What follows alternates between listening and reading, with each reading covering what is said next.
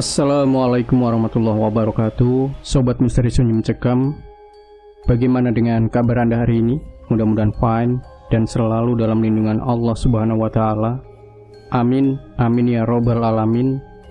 Kembali berjumpa dengan kami, channel yang setiap hari selalu menyuguhkan cerita-cerita misteri menarik. Dan kesempatan kali ini, kami sudah menyiapkan sebuah kisah misteri yang berjudul Diajak Keliling Kampung Gaib Gunung Merapi. Kisah ini dialami Benny dan Mika pada tahun 2016 lalu. Waktu itu Mika masih duduk di bangku sekolah. Melihat tren mendaki saat itu sedang populer, Mika mempunyai keinginan untuk pergi mendaki gunung. Tapi Mika tahu kalau dia pergi mendaki, pastinya dia tidak akan diperbolehkan oleh kedua orang tuanya. Karena bisa dibilang Mika adalah satu-satunya anak dari keluarga yang cukup mampu. Jangankan pergi mendaki gunung, pergi keluar rumah aja dia harus pamit dulu. Keinginan Mika untuk pergi ke gunung ini tidak putus hanya karena itu. Dia mencari akal, bagaimana caranya agar dia bisa diizinkan untuk pergi mendaki. Dia menghubungi kakak iparnya yang bernama Benny, yang sudah terbiasa mendaki, untuk meminta tolong mengajaknya pergi mendaki dan meminta izin kepada orang tuanya. Melihat ajakan dari Mika, Benny menolak dengan alasan dia tidak berani jika harus minta izin kepada orang tuanya. Tapi karena kasihan melihat Mika, akhirnya Benny memberanikan diri untuk meminta izin pada orang tua Mika. Singkat cerita, keesokan harinya Benny datang ke rumah Mika dan meminta izin kepada kedua orang tuanya dengan berbagai alasan, dengan tujuan agar diizinkan. Dan akhirnya orang tua Mika mengizinkan mereka pergi mendaki, tapi dengan satu syarat, yaitu Benny harus selalu menjaga Mika. Dengan perasaan lega Benny mengiyakannya, dan Mika, dia sangatlah merasa senang mendengar semua itu. Setelah mendapat izin dari kedua orang tuanya, Benny dan Mika berunding kemana mereka harus mendaki. Dan Benny memutuskan untuk mendaki ke Merapi aja, karena gunung yang paling dekat dengan tempat tinggal mereka adalah Gunung Merapi. Keesokan harinya, ketika di sekolah, Mika menemui dua teman dekatnya dan mengajaknya untuk pergi mendaki. Dua temannya itu adalah Radit dan Vita.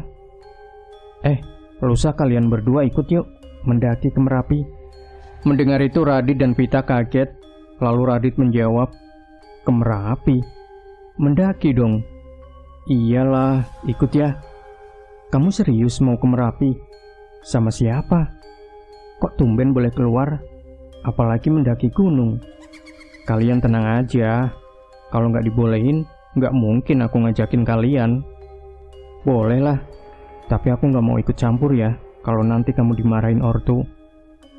Kalian tenang aja. Semua resiko ditanggung sopir. Yang penting kalian siapin aja buat lusa, ucap Mika dengan penuh keceriaan. Radit dan Vita pun menyetujui ajakan Mika, dan betapa senangnya Mika pada hari itu.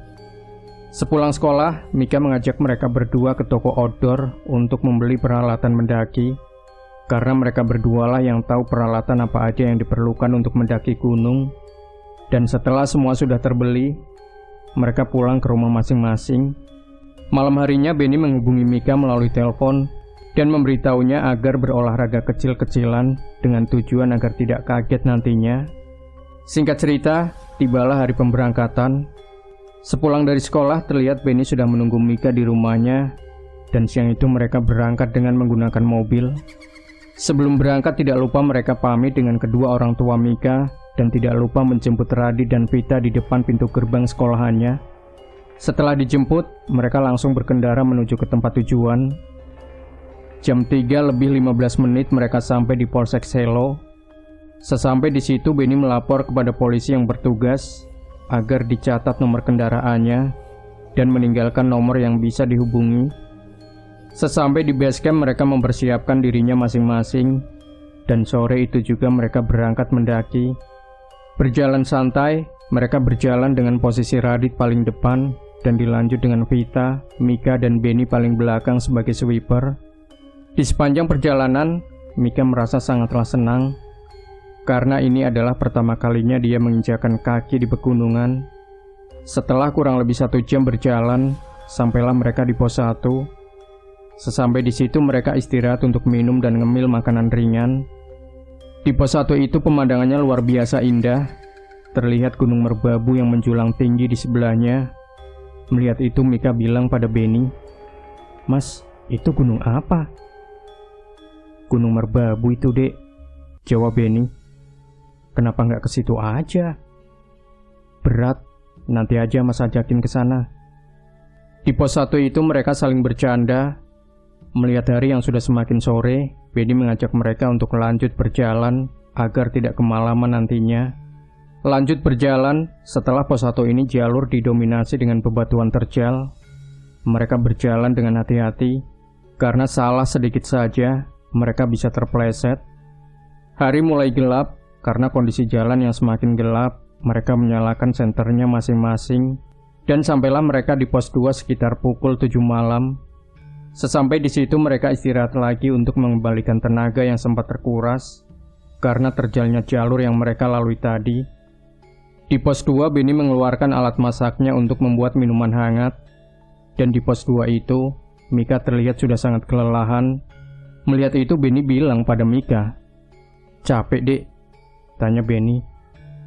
"Capek banget," ucap Mika dengan lemas. Lalu Benny menjawab, "Ya, beginilah kalau naik gunung. Ya udah, kamu istirahat dulu aja. Nanti kalau udah nggak capek kita lanjut." Benny menggelarkan matrasnya agar bisa digunakan untuk istirahat. Sambil menunggu tenaga kembali pulih, Benny mengobrol dengan Radit sambil menikmati kopi buatan Benny. Ketika Benny dan Radit sedang asik mengobrol, Mika tertidur di atas matras. Melihat itu Benny membiarkannya, karena dia mengira mungkin Mika kecapean karena ini adalah pengalaman pertamanya mendaki gunung. Mereka bertiga pun mengobrol dan saling bercerita. Nah, ketika mereka sedang asik mengobrol, tiba-tiba salah satu temannya yang bernama Vita merasa seperti ada yang meniup bagian belakang lehernya dengan pelan. Awalnya Vita mengira itu adalah hembusan angin, tapi malam itu angin tidak berhembus karena terlihat beberapa dedaunan di sekitarnya terlihat diam. Jadi nggak mungkin kalau tadi adalah hembusan angin. Tidak lama setelah itu, tanpa disengaja Vita menoleh ke arah Mika yang sedang tidur. Dan dia dikagetkan oleh sebuah bayangan putih yang melintas di sebelah Mika yang sedang tidur.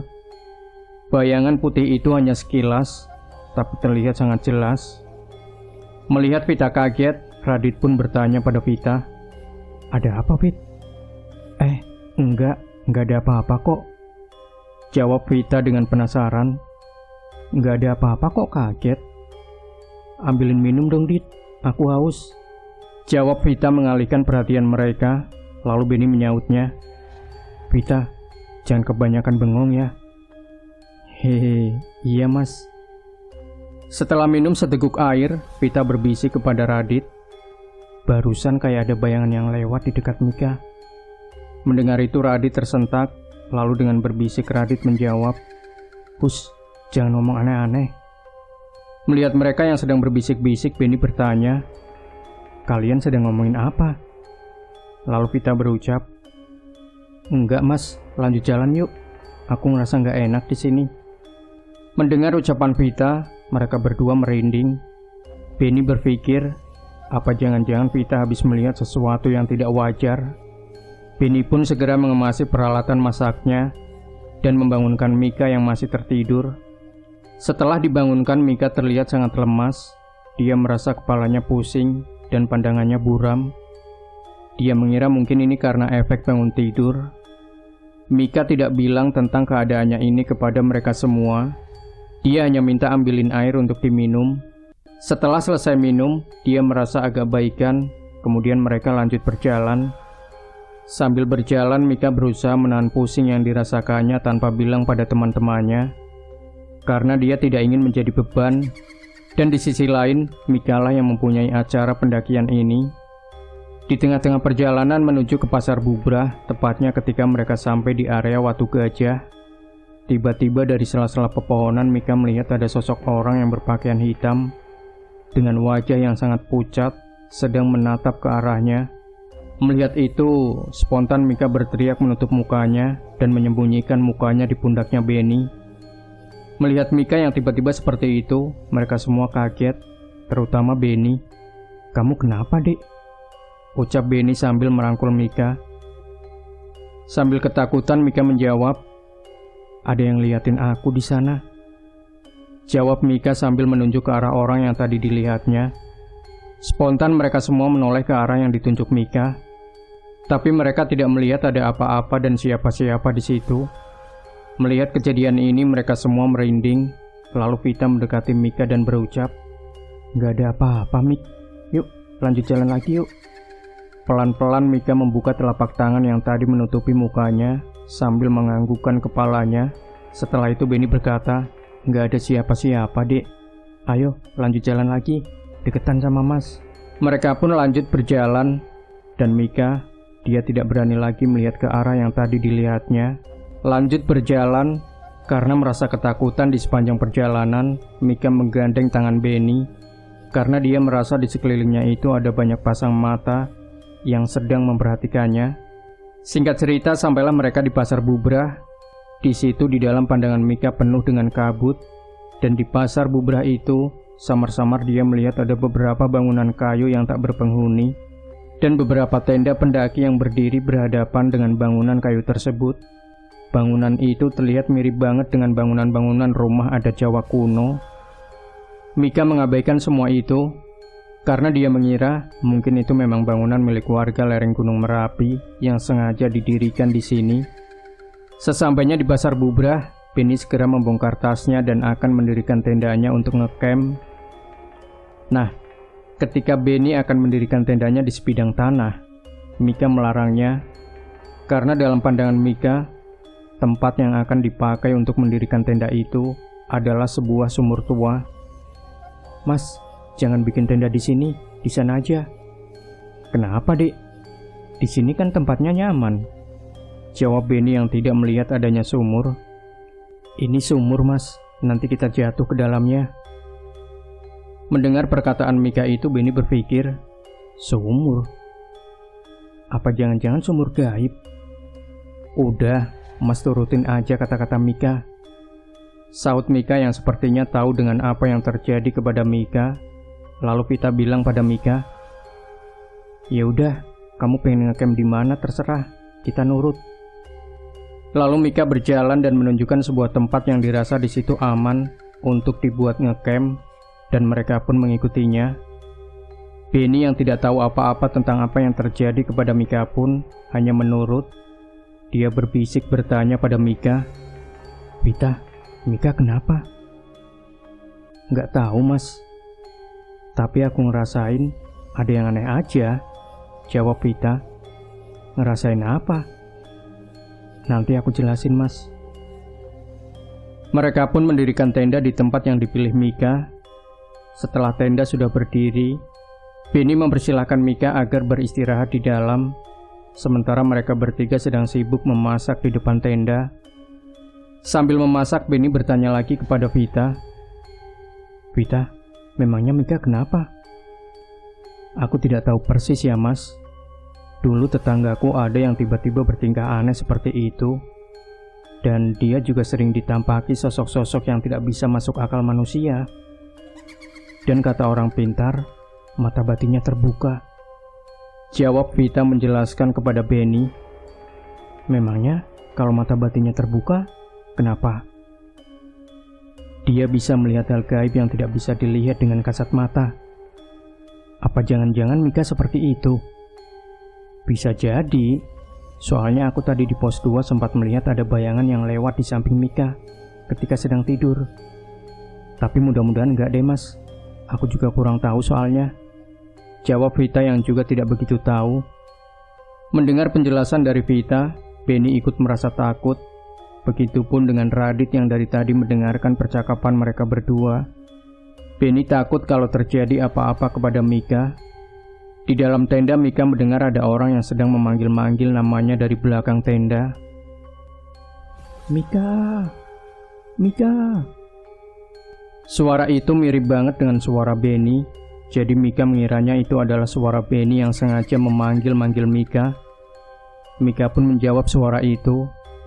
Dan setelah Mika menjawab, suara itu berkata pada Mika, "Dek, jangan biarkan pikiranmu kosong, bahaya."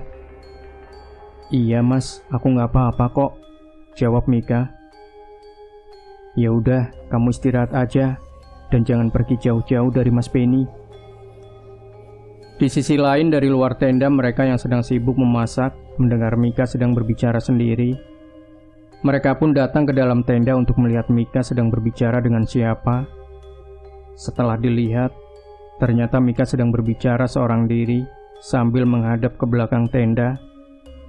Benny pun langsung masuk menghampiri Mika dan bertanya, "Dek, kamu ngomong sama siapa?" "Loh, bukannya Mas Benny tadi yang manggil-manggil aku," jawab Mika. "Kamu jangan ngarang, Dek. Mas Benny dari tadi di depan tenda sama Radit dan Pita. Tapi barusan ada suara Mas Benny di belakang tenda," jawab Mika dengan rasa kebingungan. Ternyata yang berbicara dengan Mika itu adalah bangsa jin yang menyerupai suara Benny. Benny langsung memeluk Mika sambil berucap, "Bah, tolong. Ini cucumu hanya ingin main ke sini. Tidak ada niat jelek lainnya. Jadi tolong berikan izin kepada kami." Di sisi lain dari luar tenda, Radit dan Pita merinding mendengar kata-kata yang diucapkan Benny itu. Dan mereka juga menjadi takut melihat semua kejadian ini. Malam semakin larut. Terlihat Mika sudah terlelap tidur. Dan Benny, dia mempersilahkan Radit dan Pita agar beristirahat di dalam tenda. Sementara Benny dia berencana tidak tidur untuk menjaga Mika, takutnya terjadi apa-apa. Pita pun masuk ke dalam tenda untuk istirahat, tapi tidak dengan Radit. Dia ingin menemani Benny untuk jagain Mika. Mereka sengaja tidak bilang pada beberapa pendaki lain yang ada di situ, karena mereka tidak ingin merepotkannya. Di sisi lain, tempat camp mereka itu letaknya lumayan jauh dari tenda pendaki lain. Sambil begadang, mereka menghabiskan beberapa cangkir kopi dan beberapa batang rokok sambil berbincang-bincang di tengah dinginnya pasar bubrah Gunung Merapi. Dan ketika mereka sedang asik menikmati dinginnya malam, tiba-tiba terdengar ada suara berisik yang bersumber dari dalam tenda. Mendengar itu, mereka berdua segera melihat ke dalam tenda karena takutnya terjadi apa-apa kepada Mika. Setelah dilihat, syukurlah ternyata Mika masih dalam keadaan tidurnya. Mereka pun kembali melanjutkan ngopinya di depan tenda.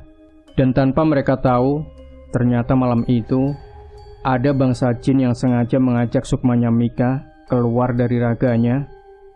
Ketika sedang tertidur lelap, tiba-tiba Mika merasa seperti ada yang membangunkannya. Tapi semua itu terasa aneh. Entah ini hanya mimpi atau apa, tapi terasa sangat nyata. Setelah membuka matanya, Mika melihat ada sesosok wanita yang duduk di sampingnya dan mengulurkan tangannya kepada Mika, seolah ingin mengajak Mika. Mika pun meraih tangan sosok itu, dan sosok itu menarik tubuh Mika hingga ia duduk dari tidurnya. Setelah duduk, sosok itu tiba-tiba menghilang begitu saja. Mika pun segera keluar tenda untuk mencari sosok putih itu. Sesampai di luar tenda, dia melihat Benny dan Radit sedang duduk sambil minum kopi. Dan sebuah pemandangan yang benar-benar membuat Mika tercengang. Di luar tenda itu, Mika melihat ada banyak orang yang sedang mondar-mandir tanpa tujuan, dan beberapa bangunan yang sama seperti yang tadi dilihatnya. Tidak lama ketika Mika berada di luar tenda, semua yang tadinya mondar-mandir itu tiba-tiba matanya menatap tajam ke arah Mika yang sedang berdiri. Karena takut, Mika mendekati Benny dan Radit yang sedang duduk di depan tenda. Tapi anehnya, mereka berdua tidak merespon keberadaan Mika. Beberapa kali Mika memanggil Benny, tapi tetap saja mereka tidak merespon. Seakan-akan mereka tidak menyadari keberadaan Mika di situ. Tidak lama kemudian, dari belakang Mika mendengar ada suara yang berucap, "Kamu bisa melihat semuanya. Ikutlah denganku, dan kamu akan baik-baik saja." Mendengar suara itu, spontan Mika langsung menoleh ke belakang. Dan setelah menoleh ke belakang, ternyata yang bicara itu adalah sosok wanita cantik bermahkota kerajaan dengan memakai kebaya berwarna hijau dan dihiasi putih bunga melati. Wanita itu mengajak Mika untuk pergi ke sebuah tempat, dan tanpa ada perasaan takut, Mika berjalan mengikuti sosok wanita itu. Wanita itu menuntun Mika ke sebuah istana yang sangat megah. Melihat istana itu, Mika tercengang, seakan dia tidak percaya dengan apa yang dilihatnya. Lalu wanita itu berkata pada Mika, "Ikutlah masuk denganku. Kamu akan lebih nyaman di dalam sana." Mendengar ajakan itu, Mika merasa takut. Dia takut kalau wanita ini akan mencelakainya. Tapi, di tengah ketakutannya itu, tiba-tiba ada dua orang tua yang menghampirinya dan berkata, "Jangan takut, masuklah." Mika pun masuk bersama wanita berkebaya hijau itu. Sesampainya di dalam istana, dia terheran karena di dalam istana itu suasananya sangat sejuk dan damai. Beberapa kali dia disambut orang-orang penghuni istana tersebut. Mika bingung dengan keadaan ini. Dia berpikir, "Aku sedang berada di mana ini?" Melihat keadaan istana yang seperti itu, perlahan rasa takut Mika hilang. Kemudian wanita berkebaya hijau itu berjalan menuju ke sebuah ruangan dan duduk di sebuah kursi yang di sebelahnya terdapat dua dayang. Setelah duduk, wanita itu mempersilahkan Mika untuk duduk juga di sebuah kursi yang terletak di sampingnya. "Kemari dan duduklah di sebelahku," ucap wanita berkebaya hijau itu. Di situ Mika diberlakukan layaknya seorang putri. Karena merasa tidak pantas dengan perlakuan ini, Mika menolak. Tapi wanita itu tetap memintanya untuk duduk di sampingnya. Dan akhirnya, Mika pun duduk di sebelah wanita itu. Ketika sedang duduk, dia memberanikan diri untuk berbicara dengan wanita berkebaya hijau itu. "Maaf, saya sedang berada di mana ya?" "Kamu sedang berada di sebuah istana," jawab wanita itu. "Istana?" "Benar, sukmamu telah masuk ke alam gaib." Mika tersentak setelah mendengar ucapan dari wanita itu. Lalu dengan kata yang terpatah-patah, dia bertanya, "Bagaimana caranya aku bisa kembali ke alamku sendiri?" "Jangan khawatir, jika tiba waktunya, kamu akan kembali," ucap wanita itu sambil tersenyum kepada Mika. Lalu Mika kembali bertanya, "Kalau boleh tahu, saya harus memanggil Anda siapa?" "Panggil saja aku Nyai," jawab wanita itu. Mika hanya menganggukkan kepalanya. Tidak lama kemudian, Nyai itu memanggil dua orang tua untuk menghadapnya. Ternyata dua orang tua itu adalah orang yang menghampiri Mika sebelum dia masuk ke istana ini tadi. Dan kedua orang itu bersenjatakan sebuah keris. Setelah menghadap, Nyai berkata pada Mika, "Kamu pasti akan bosan jika di sini terus. Ikutlah dengan mereka." "Ikut kemana, Nyai?" jawab Mika. "Mereka akan membawamu keliling istana." Mika pun menganggukkan kepalanya dan berdiri dari duduknya untuk ikut dengan dua orang itu. Mereka pun berjalan keliling istana yang sangat megah ini. Dan setelah puas berkeliling istana, kedua orang itu mengajak Mika keluar dari istana. Sesampai di luar, ternyata suasananya ramai banget, seperti di desa. Tidak lama kemudian, ada sebuah kereta kuda yang menghampiri mereka dan berhenti tepat di depan Mika. Kedua orang itu mempersilahkan Mika untuk masuk ke dalam kereta kuda tersebut. Lalu Mika bertanya, "Kita mau kemana, kek?" "Sambil menunggu waktu kamu kembali, kita akan berkeliling desa ini," jawab orang tua itu. Mika pun masuk ke dalam kereta itu, kemudian disusul dengan kedua orang tersebut. Setelah masuk, kereta itu membawa Mika berkeliling desa. Di tengah perjalanan itu, melihat-lihat sekelilingnya yang terdapat beberapa bangunan rumah Jawa kuno. Setelah sekian lama berkeliling desa, mereka masuk ke sebuah pasar yang sangat ramai dengan meja yang tertata di setiap penjual yang ada di pasar itu. Dan di pasar itu dari kejauhan, dia melihat Benny dan Radit sedang duduk berdua dan saling mengobrol. Melihat itu spontan Mika meminta berhenti dan berlari mendekati Benny dan Radit. Setelah didekati, Mika bilang pada mereka, "Mas Benny." Tapi Benny tidak meresponnya, seakan dia tidak menyadari keberadaan Mika. Karena tidak ada respon dari Benny, Mika pun memanggil Radit. "Radit, ini aku Mika." Dan Radit pun tidak meresponnya juga. Mika tidak tahu apa yang terjadi dan kenapa mereka tidak merespon keberadaan Mika. Lalu dari belakang, dua orang tua itu mendatangi Mika dan memegang pundaknya Mika sambil berucap, "Kalian beda dimensi, jadi mereka tidak akan menyadari keberadaanmu di sini." "Tapi kek, aku ingin kembali bersama mereka," pinta Mika. "Tenang saja, kamu pasti kembali, tapi tidak sekarang." "Aku mau sekarang, kek." "Belum bisa. Kalau kamu kembali sekarang, jiwamu akan terancam."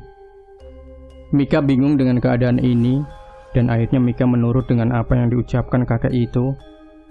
Mereka kembali masuk ke dalam kereta kuda dan kembali ke istana. Sesampainya di istana, dia disambut oleh 2 dayang dan diantarkan masuk bertemu dengan Nyai. Setelah bertemu dengan Nyai, Mika dihidangkan makanan yang berupa buah segar.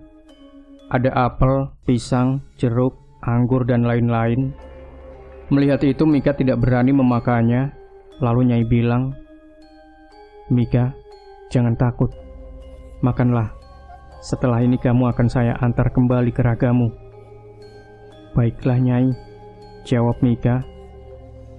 Akhirnya, Mika pun memakan beberapa buah-buahan itu. Setelah selesai memakannya, Nyai berucap, "Sekarang ikutlah denganku." "Kemana, Nyai?" tanya Mika. "Aku akan mengantarmu kembali ke ragamu." Mika pun berjalan mengikuti Nyai.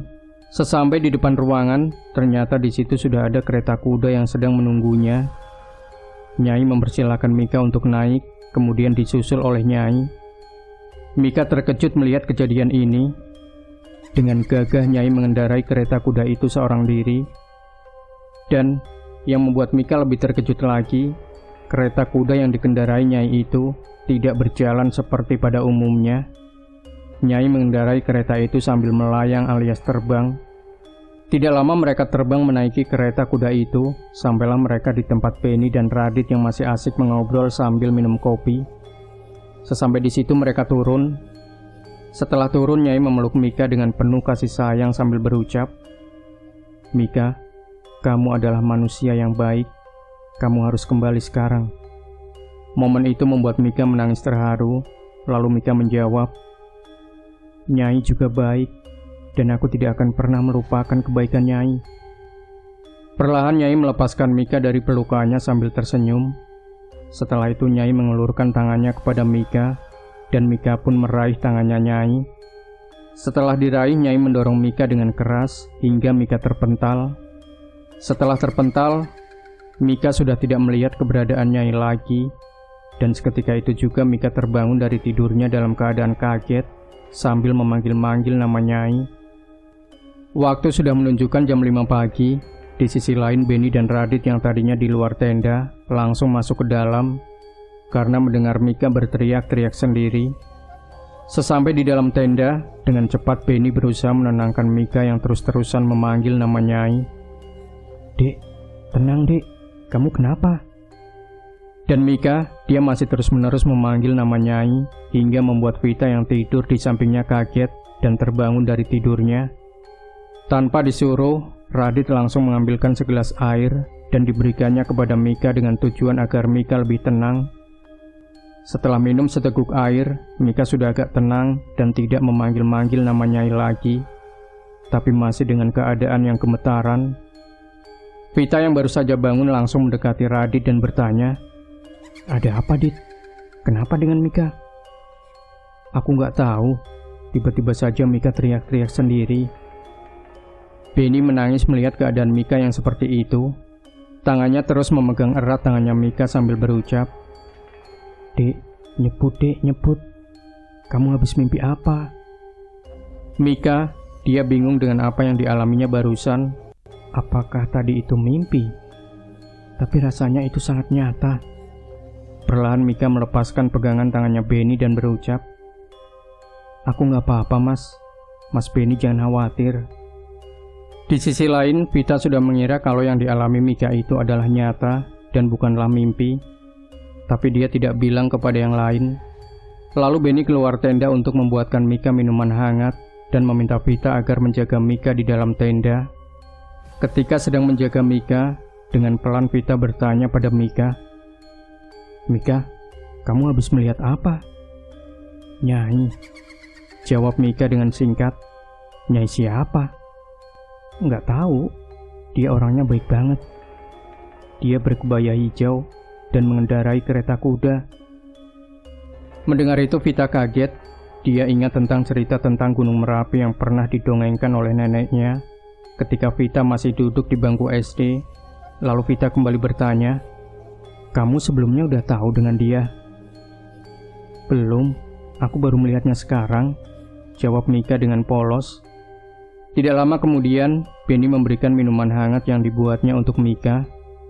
Dan setelah itu Benny bilang pada mereka semua, "Habis ini kita turun ya, gak usah lanjut ke puncak, kasihan Mika." Lalu Mika menyahutnya, "Enggak mas, aku mau ke puncak." "Tapi Mika, keadaan kamu seperti ini." "Aku udah sehat kok mas, Mas Benny tenang aja." "Yakin?" "Yakin banget," ucap Mika sambil menunjukkan kalau dirinya tidak seperti yang dikhawatirkan Benny. Karena melihat Mika yang sepertinya sudah lebih baik dari sebelumnya, akhirnya Benny pun menuruti permintaan Mika untuk summit ke puncak. Dia mengajak mereka semua untuk masak di depan tenda. Ketika berada di depan tenda, Mika terkejut melihat keadaan sekitar, yang sebelumnya dia melihat tempat ini adalah pasar dan beberapa bangunan rumah adat Jawa kuno. Sekarang menjadi gersang dan hanya terdapat beberapa batu besar yang menancap di tanah. Dan dalam pandangan Mika sebelumnya, batu-batu itu adalah lapak dari pedagang yang ada di area sini. Mita semakin yakin kalau apa yang dirasakan semalam itu bukanlah mimpi. Mika mengabaikan semua itu, kemudian dia lanjut masak bersama Benny, Radit, dan Vita. Waktu sudah menunjukkan jam 6 pagi. Setelah selesai sarapan, mereka bersiap-siap untuk summit ke puncak. Di perjalanannya menuju ke puncak itu, Mika terus kepikiran tentang sosok Nyai yang bersamanya semalam, hingga sampailah mereka di puncak. Sesampai di puncak, Mika terlihat sangat senang, karena dia bisa melihat pemandangan di atas awan yang sangat indah, dan ini adalah pemandangan terindah yang belum pernah dilihat Mika sebelumnya. Dan ketika di puncak itu, tepatnya di sela-sela awan, samar-samar Mika melihat ada sosok Nyai yang bersamanya semalam sedang mengendarai kereta kuda seorang diri, sedang mengitari Gunung Merapi. Mika berteriak memanggilnya, tapi sepertinya Nyai tidak mendengarnya. Melihat Mika yang berteriak, Benny bertanya pada Mika, "Dek, kamu manggil siapa?" "Ada Nyai sedang mengendarai kereta kuda di sana." "Nyai? Jangan ngawur, Dek." "Enggak mas, beneran." Benny bingung dengan perkataan Mika.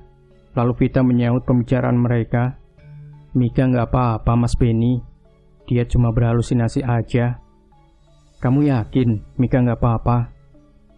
"Nggak apa-apa, yakin aja." Setelah puas di puncak, mereka pun kembali turun.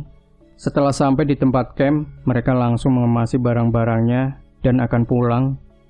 Nah, ketika yang lain sedang sibuk berkemas, tiba-tiba dari kejauhan Mika melihat Nyai sedang berdiri melambaikan tangan memanggil Mika. Tanpa disadari Mika berjalan ke arah Nyai yang sedang berdiri itu. Ketika akan sampai di tempat Nyai, terlihat Nyai mengelurkan kedua tangannya kepada Mika, seakan dia ingin memeluk Mika.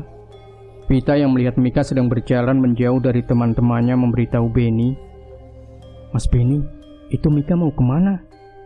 Tanpa menjawab, Benny segera berlari menyusul Mika dan disusul dengan Radit dan Vita. Sesampai di tempat Mika yang sedang berjalan, Benny menarik tangannya Mika sambil bilang, "Kamu mau kemana, Dek?" Mendengar itu spontan Mika kaget dan menoleh ke arah Benny yang sedang bicara kepadanya. Dan setelah pandangannya diarahkan kembali ke arah Nyai, dia sudah tidak ada. Karena tidak ada jawaban dari Mika, Benny kembali bertanya, "Dek, dengar Mas Benny, kamu mau kemana?" "Tadi aku dipanggil Nyai di situ." "Nyai? Nyai siapa?" Vita menyahut pembicaraan mereka. "Udah mas, ayo kita turun sekarang." Mereka pun berjalan kembali turun. Sebelum meninggalkan pasar bubrah dari atas puncak Merapi, Mika melihat Nyai sedang melambaikan tangannya kepada Mika untuk mengucapkan selamat tinggal. Mika pun melambaikan tangannya kepada Nyai sambil tersenyum. Dan tingkah laku Mika ini membuat Benny cemas. Tapi Vita berusaha menenangkan Benny agar tidak berpikir aneh-aneh. Singkat cerita, sampailah mereka kembali di base camp.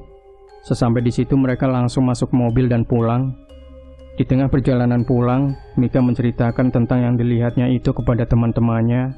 Begitu juga dengan apa yang dirasakan Mita terhadap Mika. Begitu juga dengan apa yang dirasakan Vita terhadap Mika. Ternyata apa yang dilihat Mika itu beneran nyata dan bukanlah mimpi. Menurut Vita, mata batin Mika sempat terbuka dengan sendirinya setelah dia tidur di pos 2 kemarin dan tertutup sendiri setelah dia bangun tidur. Karena terbukanya mata batin Mika itu, banyak banget bangsa jin yang ingin membawa Mika, termasuk sosok orang yang berpakaian hitam yang dilihat Mika di Watu Gajah itu. Tapi beruntunglah Mika bertemu dengan sosok Nyai dan melindungi Mika. Demikian Sobat Misteri Sunyi Mencekam. Tinggalkan komentar Anda, like, share video ini, subscribe channel Sunyi Mencekam, dan kembali nantikan cerita-cerita misteri terbaru dari kami. Wassalamualaikum warahmatullahi wabarakatuh.